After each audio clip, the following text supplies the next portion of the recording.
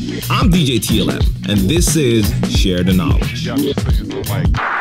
Today's podcast is brought to you by Bandzoogle.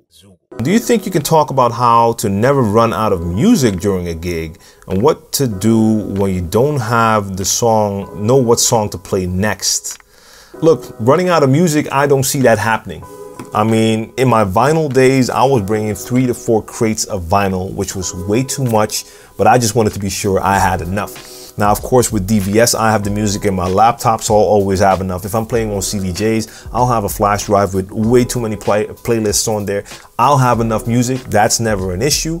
Not knowing what to play can happen, and that's the perfect time to start browsing your folders or playlists to see if you can find a track that's going to fit. But that is what I do. If I don't feel what to play next, I'll just scroll. Most of the times I'll stay in that same BPM range and just scroll to see until I find a title that makes me say, yeah, that could work. That's the best you can do. Now, if you want to stay away from that, then maybe you want to have a couple of short prepared mini mixes that are like 5 minutes long that you can apply whenever you don't know what to play.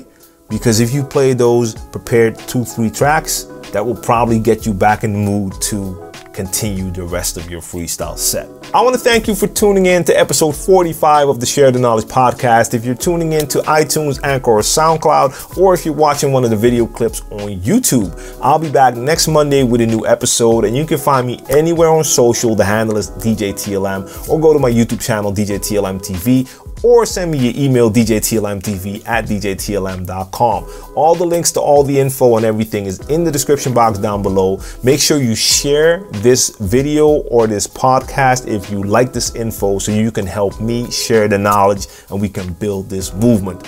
I'll be back soon. If you're subscribing to my YouTube channel, make sure you also turn on the notifications because YouTube is not sending my videos to your subscription feed. I want to make sure you get all of the content that I'm making for you guys.